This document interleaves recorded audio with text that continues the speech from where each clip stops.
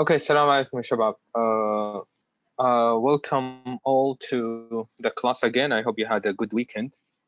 I have brought up a webcam, as you see. You can see me right now. I thought this might be better for you. I don't know. We'll see how it goes. But I hope the quiz was okay last week.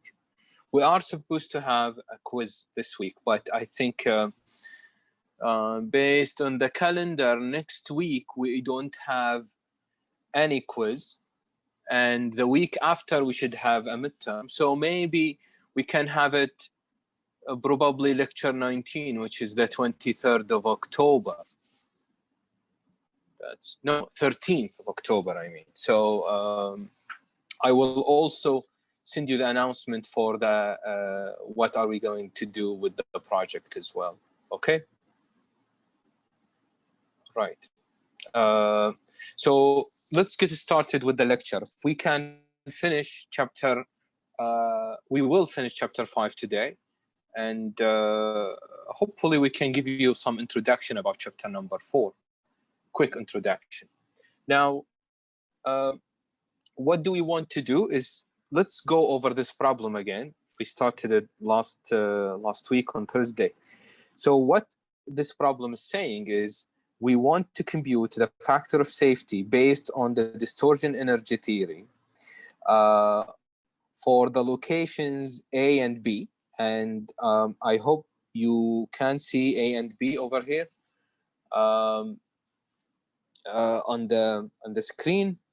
The bar is made from AISI 1006 cold-drawn steel, and it is loaded by the force F, which is 0.55 kilonewton, P, which is 8 kilonewton, and the torque is 30 Newton meter. Now, before I go and start solving this problem, I'm going to shovel through the slides very quickly. I want to take you toward the end of the slide. So, toward the end,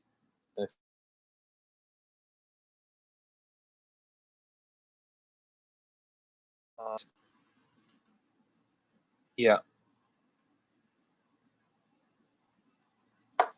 Come on, one more. Yeah, over there. Can you see table A20, ya shabab? This is table A20, which is very, very important. Actually, if I move more, you will see table A21, and then table continue A21, and then A22, 23, and 24, and that's it. So why are those tables?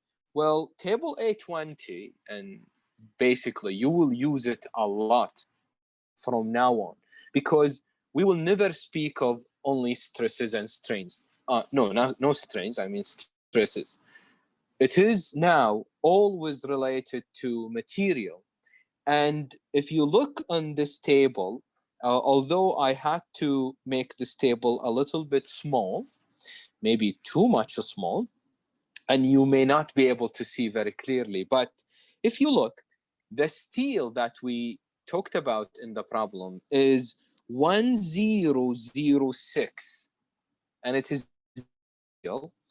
And how do you know that? There is a UNS number, which we don't use often, and there is SAE number and AISI numbers. All of these numbers are designated by a society and popular organization, the American Institute for Steel, and so on, something like that. Now, when you go to the industry, they recognize those steels based on these numbers. So if I tell you I want G10060, you search for it, it doesn't matter. It's always the same. There are no different steels which have been given the same designation number. So it's like a name. And so in this textbook, and mostly everywhere in the exam, quizzes, homework, we will always use the AISI number, okay? And when I tell you 1006, as you probably remember from material science, we've taught you that steels can be modified. Now, what you should remember is this. If you look at hot rolled steel, this means it was produced by hot rolling, and there is cold drawn steel, which is cold working, if you remember. And if you look at the tensile strength, which is column number 4, it is given to you in terms of megapascal and kbsi. The kbsi is written between 2 parentheses, and the megapascal is the one on to the left of it. So for hot rolled, it's a 300. For cold rolled, it's a 330 megapascal. There is a difference. And the yield stress also, if you look at it, the yield stress is 170 for hot rolled, and it's 280 for cold rolled. Do you understand that? Now, the percent of elongation, the Brittle hardness, the reduction in area are not very important to us at this moment. I have one question to you, ya Shabab. What about the modulus of elasticity? Huh? Anybody can answer me. The ultimate changed, the yield stress changed. What about the modulus of elasticity? I think it's the same because same material. Yeah. The modulus of elasticity, ya Shabab, is an elastic property. Elastic property, by definition, is related to the elasticity of the bond within the atoms. If you remember, ya akhwan, if you remember, steel is actually, big portion of it is iron. The main component or the main element of steels, all of the steels that we have around us is iron. What is magical about iron is that when you add carbon to it, not a lot, by the way, very little carbon. If you recall from material science, they taught you that iron atoms are big, and then you have the bond between them. So what happened? Carbon atoms are small, and they go and sit in the vacancies. And what they do, during elasticity, okay, what happened? The bond, ya Shabab, gets stretched, just like springs. And the carbon sitting in between does nothing. You know, it does nothing. But when you do plastic deformation, okay, you start sliding the atoms, right? On the slip planes. If you remember this is the dislocation motion and so on. Now, it turns out that this motion or this slipping of crystallographic planes will be affected by those little carbons. I'm not gonna here teach you about material science, but the carbons, those little carbons become, يعني يا شباب, they bother the iron atoms when they try to slide. Sliding is a plastic deformation. Plastic deformation starts yielding, become maximum, or you reach the maximum stress at ultimate, and then you reach to failure after that. So everything beyond elastic modulus is plasticity. Plasticity is affected by the carbon. عشان كذا, it was very simple. It's just like you are in the kitchen cooking material.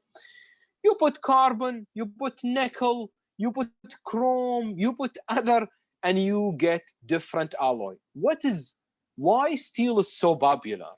Because it's just so amazing that with you know, cast iron, ya shabab, doesn't have, if you make a steel by adding iron atom, and then by having iron atoms, and then adding up to 10% of the weight carbon, you will have material which is like a glass.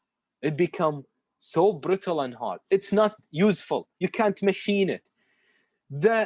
You are actually most of the time playing within 4% weight carbon, and you are producing thousands of steels. And by adding chrome and nickel, you play with basically the corrosion resistance, so you make stainless steel. That's why steel is very loved and so popular. So then, ya shabab, all what we need to do now for the distortion energy theory is to go and say, was it a hot rolled, ya shabab, or cold rolled? The problem. It was Hot rolled. No. It was cold rolled. Cold? So it is cold rolled. So what are we going to do? We will know that the yield stress is 280. Just remember that.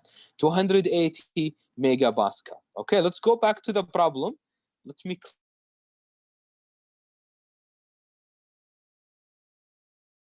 clean the screen over here. Okay. So how are we gonna solve this? Well, let me in the slide.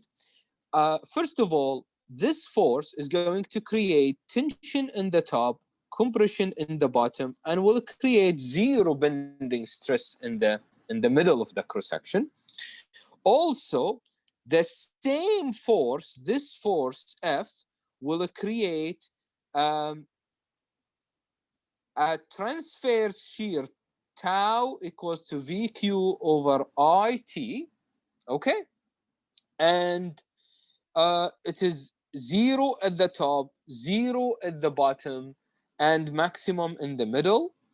The force P will create tension, uniform tension everywhere. So these are the two extreme points. I'm trying to show them to you by two circles.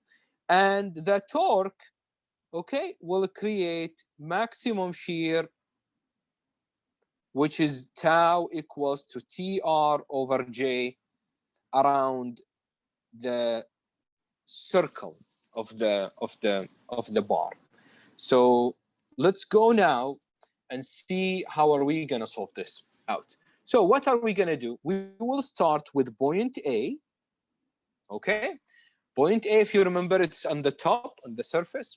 So the yield stress SY from the table is 280 megapascal. Now, sigma X is equal to, now if you go back, you will remember that this is X, this is Y, and this is Z. Now, when bending is causing tension, on the top, it's toward the X direction, and compression, it is also toward the X, but in the negative side.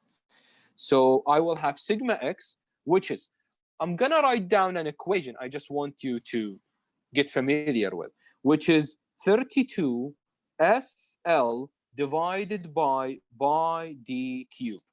What is this equation? This is the moment multiplied by C divided by I. Now, the moment is the force multiplied by the length of the bar. And then I have C, which is half of the diameter, which is D over 2, divided by the moment of inertia for a circular cross-section is pi over 64 D to the power 4. Now, if you look at this, number 2 will come down, number 64 will go up, D will be cancelled, and we will have a 3. Then 64 divided by 2 is 32. And that's how we got this equation. So this is a shortcut. Okay. Now, plus the force, the tension, I mean, is 4P divided by D squared. How did I get this equation? Well, the tension is P divided by pi over 4 D squared. So all what I did is to took 4 out in the numerator. Now, this, if I substitute this, I will get a stress of 95.49 megapascal. I think the substitution is straightforward. I'm going to post the slide with the solution to you, so there is no need to bother, okay? Now, tau xy also is acting at point B. Now, the equation TR over J is equal to the torque, which is T, and then we have R, which is D over 2, and J, which is pi over 32 D to the power 4. If you cancel out the common factors, you will end up with 16T over pi D cubed, which is going to give you 19.1 megapascal. Okay, now you have only these three stresses: tension, bending, and torsion. The direct shear will not create any stress at point A because it's at the surface. So now I am ready to go and find sigma prime. So sigma prime is equal to sigma x squared plus 3 tau xy squared 1 over 2, which is the square root, and this is going to be 101.1 megapascal. Now, if you go and find n, you will find n to be sy over sigma prime, which is going to be 280 divided by 101, and then you will get 2.77, which is safe. Okay? If you do the same for point B will not have bending. Now, I want you, the interesting things about this example is that it will give you a touch, a feel of what it means when you lose torsion or when you lose bending. You will see. Sigma x now is equal to P, 4P divided by pi D cube, which is, going to be 25.47 megapascal. Okay. Now, at point B, ya shabab, is located over here. And at this one, the center, the direct shear become maximum. Okay. So what will happen? We'll have tau xy, which is equal to 16T divided by pi D cube plus 4V over 3A. Why 4V? Now, you know that this part is coming from torsion, but how about this part? This part, if you remember, if we have a solid cross-section and there is a direct shear V, then the maximum tau maximum will be 4V over 3A, the shortcut, the equation. Now, V, of course, is the same as F. It doesn't change. So if you substitute this, what would you get? You will get 21.43 megapascal. Now, let me quickly finish this up. If you find sigma prime, it will end up being 45.02 megapascal, and n is equal to 280 divided by 45.02, and you will end up with a factor of safety of 6.22. 6.22. That's a lot, which means that point B is much safer than point A. We're talking about buoyant. We're not talking about cross-section or like different design. No, buoyant in the cross-section is in the beam. Do you understand? Now, let me add one sheet here for discussion. First of all, why did I blindly add tau xy equals to TR over J plus, what is it? QV over IT, which is basically, it became 16T over pi D cube plus 4v over 3a. Why did I add them up? I warned you many times about adding stresses, even though they are normal, even though they are shear, blindly, because you can't take things for granted over here.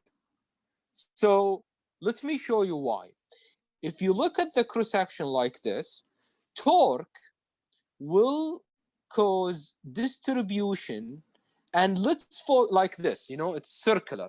So let's focus at point B. Point B is here. At the surface of point B, we'll have tau xy, which is equal to 16t over by d cube. Good. Now, the question is this. Let me ask you this. عشان, you have a complete picture. This is the x direction, this is the y direction, and this is the z direction. Okay? Now, أول حاجة لازم تفهمون إنه if we imagine that this is an element, a square little element, this tau has a normal, it's acting in the plane with a normal x. That's why it is tau x. That's number one. Number two, it is going down, which is what? Which is in the direction of y. Now, is it down clockwise, counterclockwise with torsion? It doesn't matter. And y is up, so it is downward, but it is in the y direction, so its name is tau xy. Okay? If you talk about this buoyant, in reality, the one on the buoyant A, what do you have? You have tau, which is what? X, Z. That's the truth. This one is also tau and X, Z, but all of them are the same. That's why we don't make a big deal of it. But now, if you look at the shear distribution because of the direct force, we used to represent it by arrows, biggest arrows in the middle, indicating the parabolic distribution. You remember? We said that the shear stress become maximum in the middle. It is 0 on the top. So if you go up, the shear will become smaller. Okay? And if you go down, it's also smaller until it reaches to the peak point, and then it will reach to 0. Now, why did we add them together? Do you see the green arrow over here, which I am going to mark with black? This green arrow is going in the same direction as the red arrow, both of them. And if they are both shear, acting in the same direction, then you can add them up. Now, let me tell you this other example. If you have torque at this point, which is causing tau xy to go downward, but that's for the sake of assumption, okay? Have any reason, although, ya shabab, I'm just telling you, let me tell you this. Let me erase this. I don't want to confuse you. Let's make it easier. Let's assume that the problem told you we want to find the stress at point B, and point B is not at the surface. It's a little bit inside. Now, there's no problem. Torque, you go from the middle, you draw a line, which is like a radius, and then it becomes maximum here and 0 in the center. So at point B, the shear is going to be like that. Now, let's assume, for the sake of argument, okay, that there is a direct shear applied in this direction, the left-hand side. So what will happen? Along this line, we will have the maximum shear, which is, it has the same value. It is 4v over 3a. V is the force, V, and A is the area of the cross-section. Now, at this point, the shear will be smaller. So let me make it blue. So this shear does not have this value, does not have 4. No, this shear, I need to compute it by QV over IT. Whatever, I don't care. Now, my question to you, if I draw this circle clearly, okay, and I show you point B with an arrow, blue arrow to the left, coming from VQ over IT, and a black arrow from down, coming from TR over J. Both of them are taus. هذا tau وهذا tau. Can I add them together? No, you can't. No, you cannot. No. خلاص. What are you gonna do? You go to von Mises, okay? You don't add them together. This one is going to be tau xz, and this one is going to be tau xy. Go back to von Mises. I'm gonna go back, okay? I'm gonna go back to von Mises, which is over here. Yeah. Now, slide number 44. If you look at that slide, you will see that's tau xy, and that's tau. You know, tau zx is the same as zxz. Doesn't matter. And this is it. They are treated independently. But you don't add them and then you square them. No. You add them in the damage, in the equation together. I mean, each one alone. Okay. So this is interesting. I hope you got that. Now, and I think that's all. That's what I want to tell you. So we got 2 factor of safeties. That's very important. One of them. No. One more thing, ya shabab.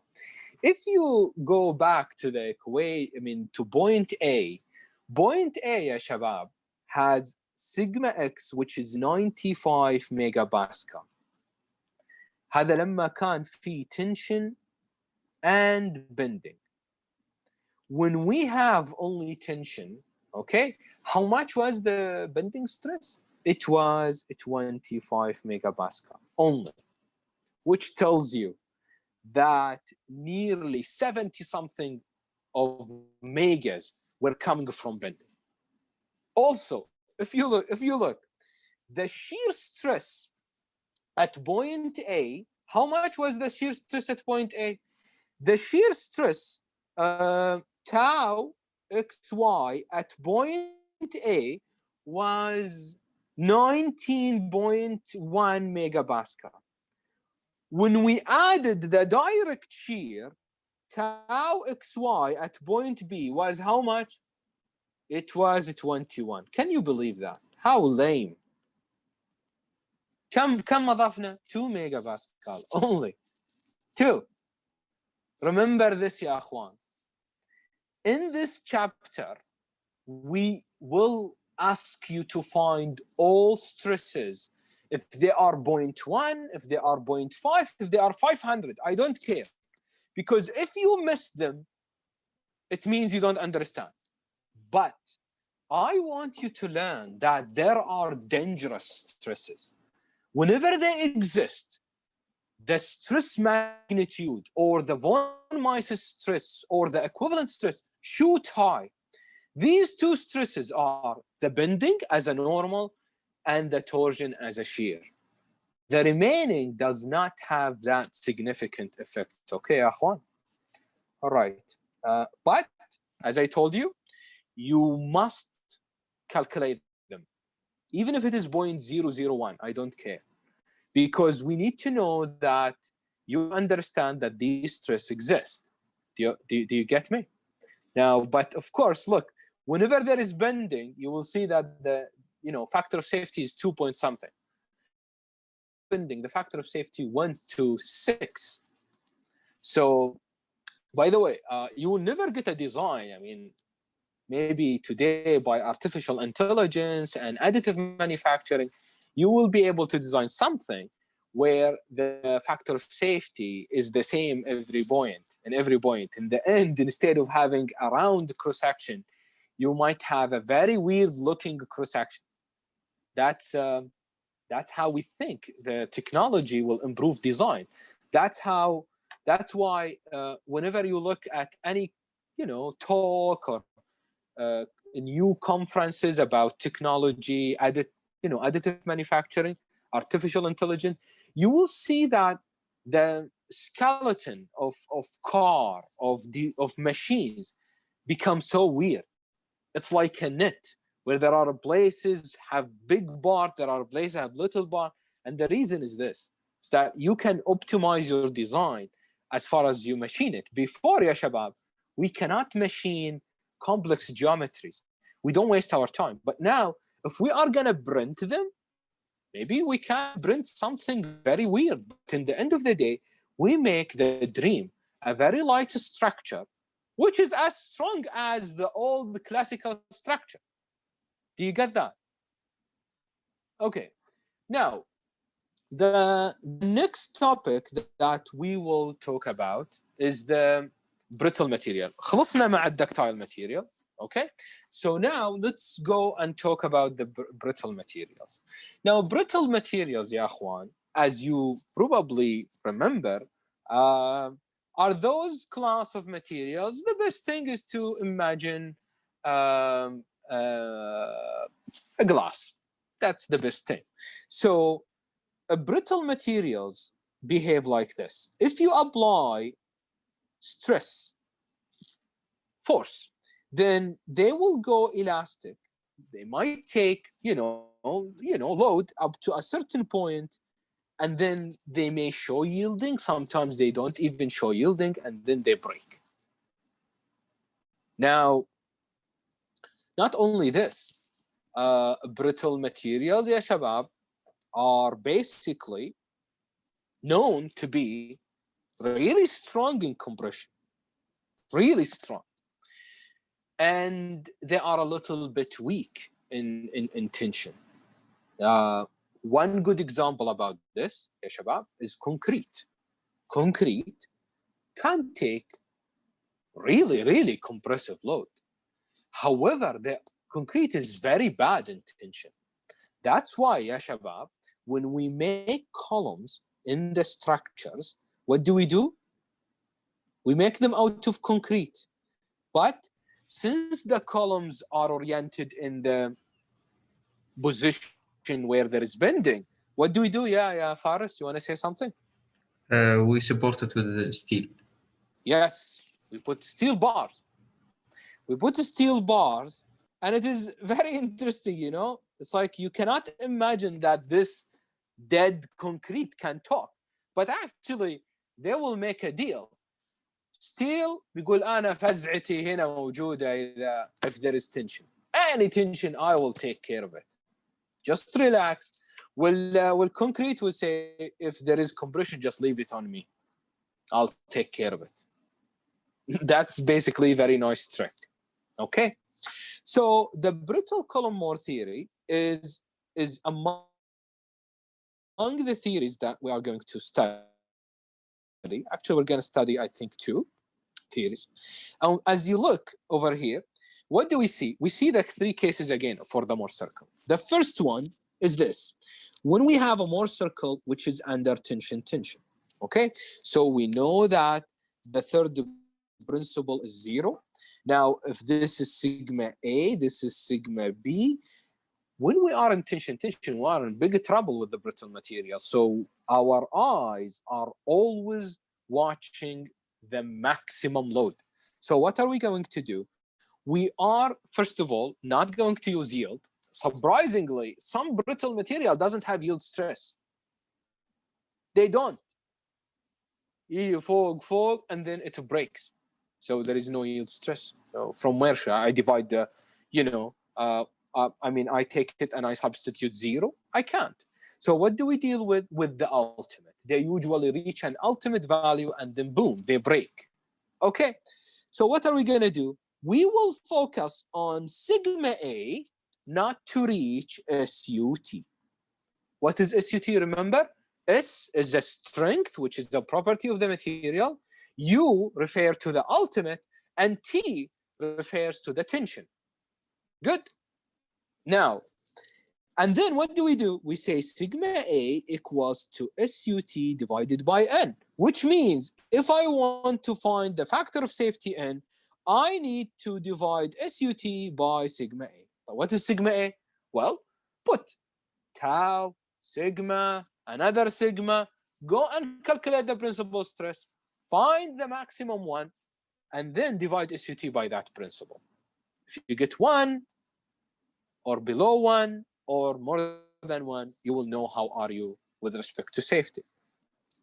Now, then what happened if you have a case when you have a Mohr circle, which is partly in tension and partly in compression? Well, you have a problem here.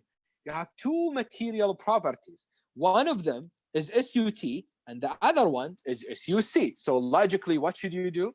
You divide the stress, the principal stress, which is positive, by the ultimate in tension, and then you divide the compressive principal stress by the ultimate in compression. You subtract those quantity, and then you get 1 over n, where n is the factor of safety.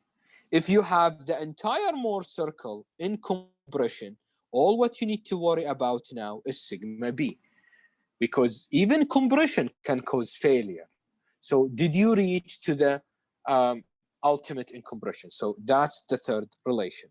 Now, if you plot the brittle column Mohr theory in general, you will see that most material, we will go to the back of the book and we will see this, have SUT, which is, smaller than SUC. So SUC is big, while SUT is small. And that's why you have this skewed geometry. The envelope looks smaller, tiny on the top, and so big at the bottom. Okay. Now, however, now look, this is the brittle column Mohr theory. Okay, this is it. I'm drawing it in red. No, okay. Now, the problem is this. If you focus on the slide, you look at those little tiny circles, which are the experimental data. Okay, those are the experiment. Now, احنا يا شباب in science and in theory, whenever we have experiment and theory, what do we believe? We believe the experiment. We don't believe the theory, as far as the experiment is done right. So what is the theory showing? What the experiment are showing us is that yes, in the quadrant around the ultimate in tension, the brittle column Mohr theory satisfy the experiment, but down it does not. Data fall a little bit outside the envelope of the theory, which means that the theory is too much conservative.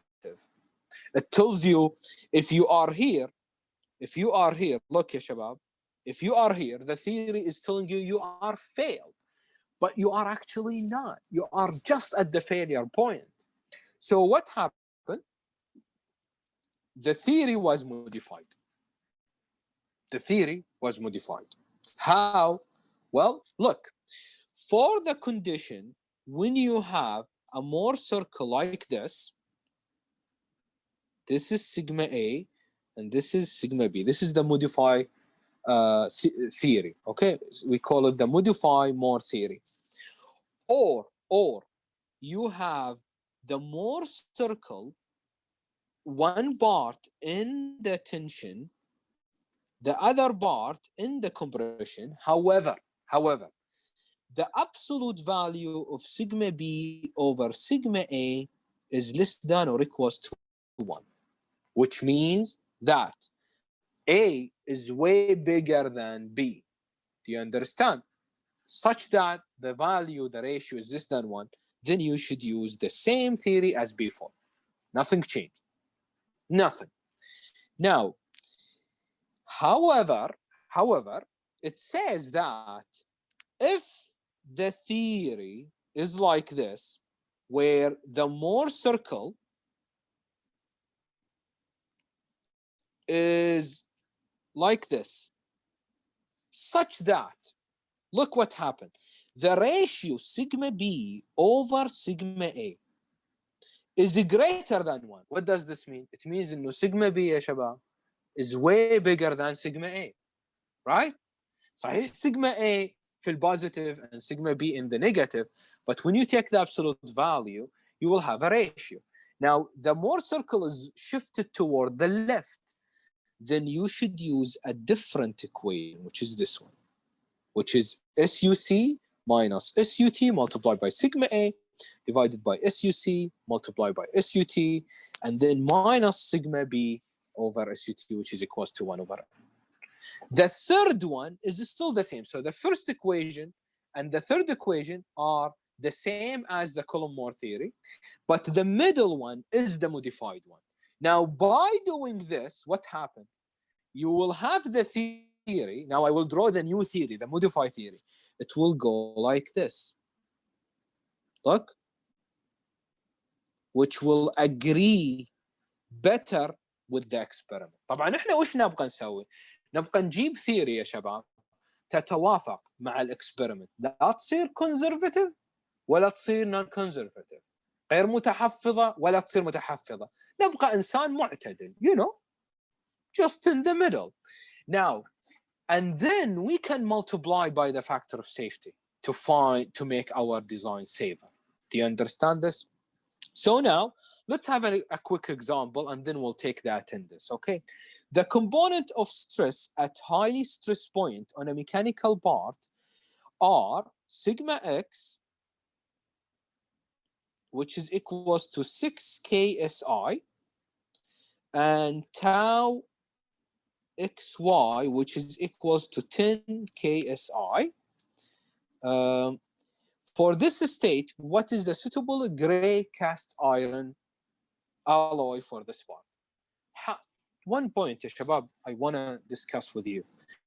When you look at an equation here, okay, what do you see? You see a factor of safety, which is equal to material property divided by some equivalent stress. Equivalent stress. This equivalent stress, inside it, there are stresses, sigma and tau, and there is what? Geometry, like forces, F, torque, and moment, and V, and there is geometry like diameter.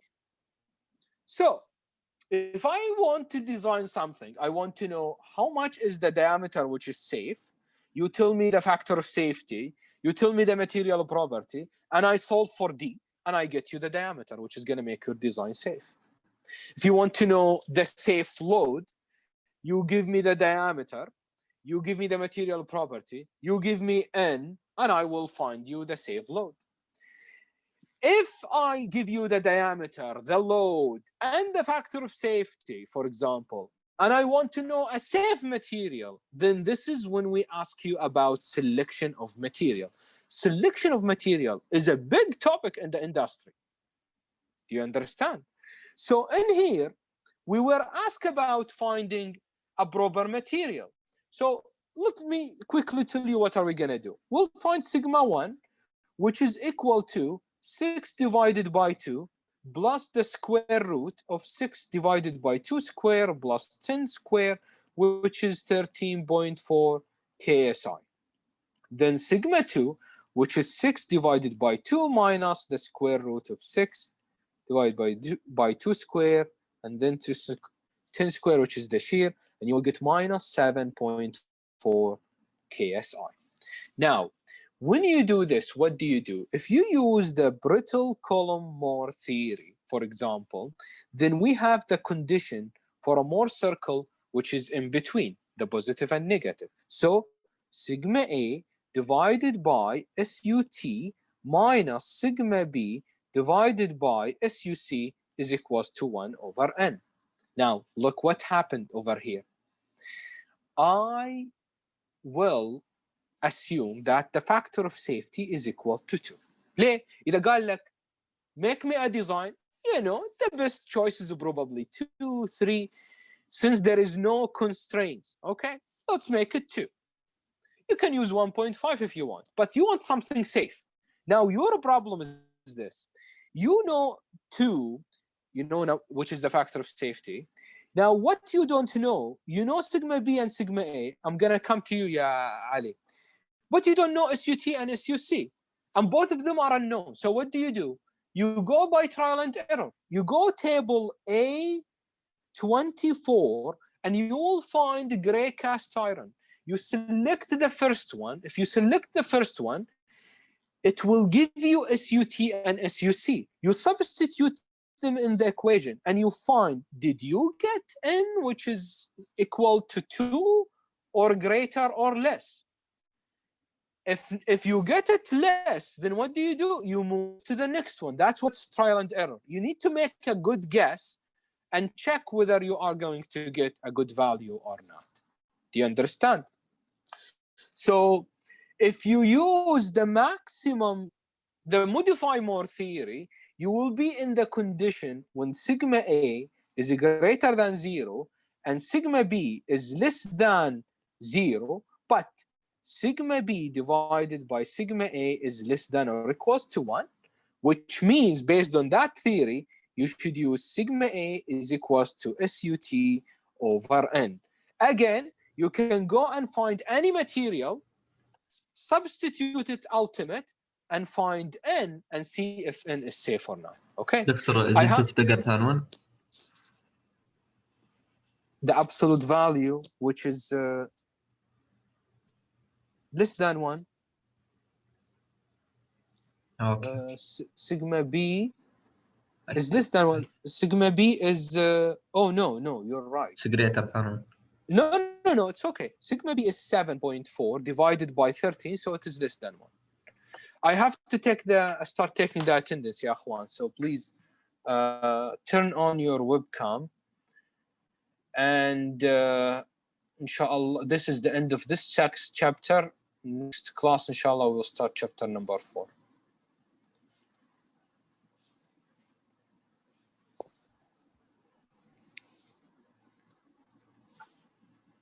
Okay, where are you, ya akhwan? Here. Okay, doctor. Okay, just wait a second. Let me share the screen.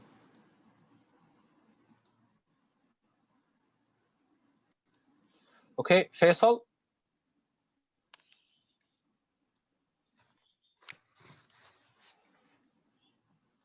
Where are you, Faisal?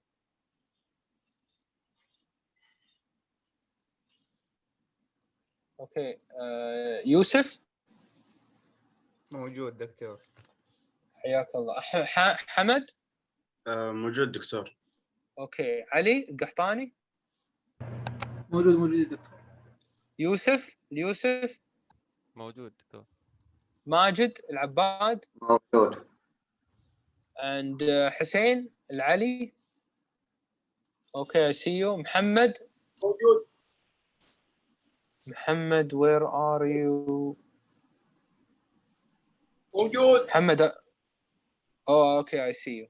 حسن موجود. العايش. مبارك موجود. دوسري. موجود. حمد. أحمد. مبارك زهير. موجود. yeah, I saw you. مبارك موجود. yes, I know.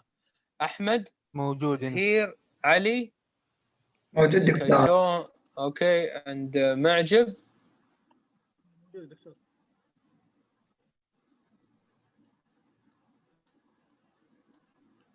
دكتور. yes.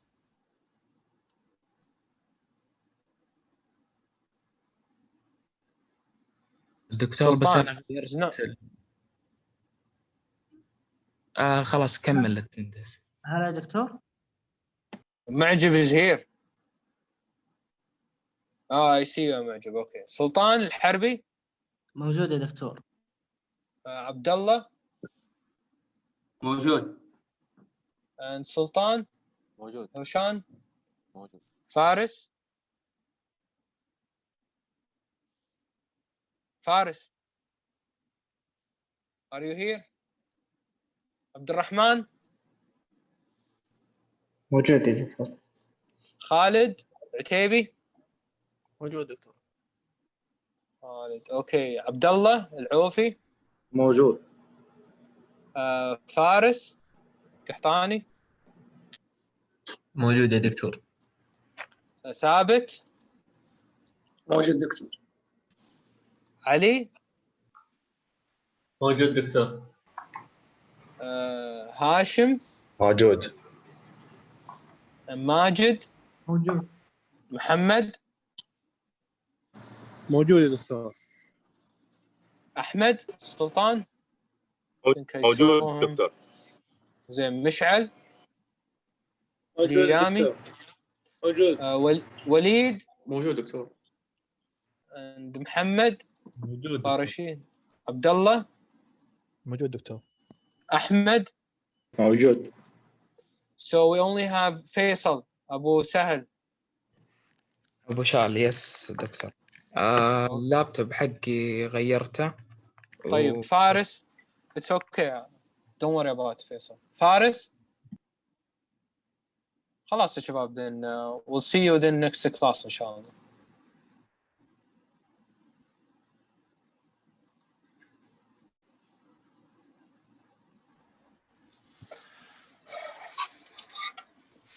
دكتور. Yes. الحين الكويز خلاص اجلته ولا راح تفكر بالموضوع وتعطينا خبر؟ لا هو مفروض اليوم الكويز بس ما راح نسوي طبعا. راح نأجله إلى الأسبوع القادم إن شاء الله. أوكي. اليوم الكويز What? ما تكلمت I انا فيه. would. Yes يا علي. لا هو دكتور انت اجلته من الاسبوع الماضي خليته الخميس يعني الخميس هذا مو يوم. Yes, I was planning to make it this Thursday, but I think it's better to make it the week after. You don't want that? لا شكرا يعطيك العافيه. You just had a quiz, so. Yes. Thank you دكتور.